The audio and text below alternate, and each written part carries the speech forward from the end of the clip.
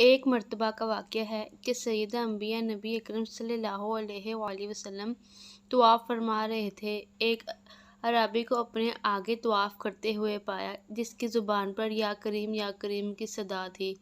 حضور اکرم نے بھی پیچھے سے یا کریم پڑھنا شروع کر دیا۔ وہ عربی رکن یمانی کی طرف جاتا تو پڑھتا یا کریم، سرکار دو عالم بھی پیچھے سے پڑھتے یا کریم۔ وہ عربی جس سمت میں رخ کرتا اور پڑھتا یا کریم، سرکار بھی اس کی آواز سے آواز ملاتے ہوئے یا کریم پڑھتے۔ عربی نے تاجدار کائنات صلی اللہ علیہ وآلہ وسلم کی طرف دیکھا اور کہا: اے روشن چہرے والے، اے حسین قدوں والے، اللہ کی قسم اگر آپ کا چہرہ اتنا روشن اور عمدہ قد نہ ہوتا تو آپ کی شکایت اپنے محبوب نبی کریم کے بارگاہ میں ضرور کرتا کہ آپ میرا مذاق اڑا رہے ہیں۔ سید عالم صلی اللہ علیہ وآلہ وسلم مسکرائے اور فرمایا کہ کیا تو اپنے نبی کو پہچانتا ہے؟ عرض کیا نہیں۔ آپ صلی اللہ علیہ وآلہ وسلم نے فرمایا کہ پھر تم ایمان کیسے لائے؟ عرض کیا بن دیکھے ان کی نبوت و رسالت کو تسلیم کیا، مانا اور بغیر ملاقات کے میں نے ان کی رسالت کی تصدیق کی۔ آپ نے فرمایا مبارک ہو، میں دنیا میں تیرا نبی ہوں اور آخرت میں تیری شفاعت کروں گا۔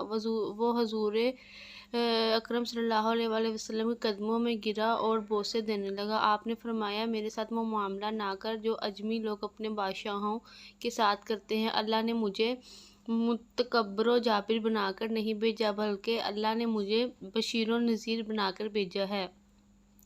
راوی کہتے ہیں کہ اتنے میں جبریل علیہ السلام آئے اور عرض کیا کہ اللہ جل جلالہ نے آپ کو سلام فرمایا ہے اور فرماتا ہے کہ اس عربی کو بتا دے کہ ہم اس کا حساب لیں گے۔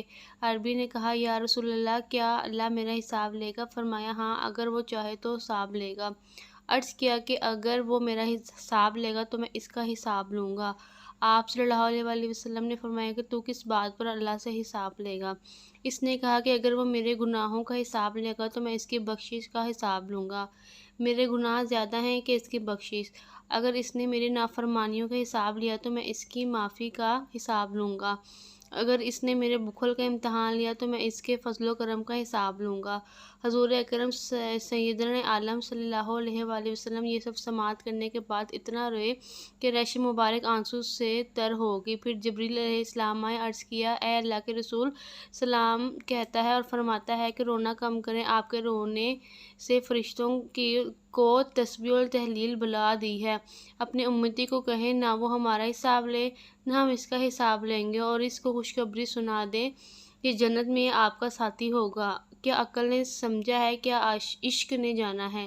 ان خاک نشستوں کی ٹھوکر میں زمانہ ہے کتاب۔ مجھے امید ہے کہ آپ سب کو کہانی اچھی لگی ہوگی۔ اگر کہانی اچھی لگی تو پلیز میرے چینل کو لائک، شیئر اور سبسکرائب کرنا تاکہ میری آنے والی ہر ویڈیو آپ تک پہنچ جائے۔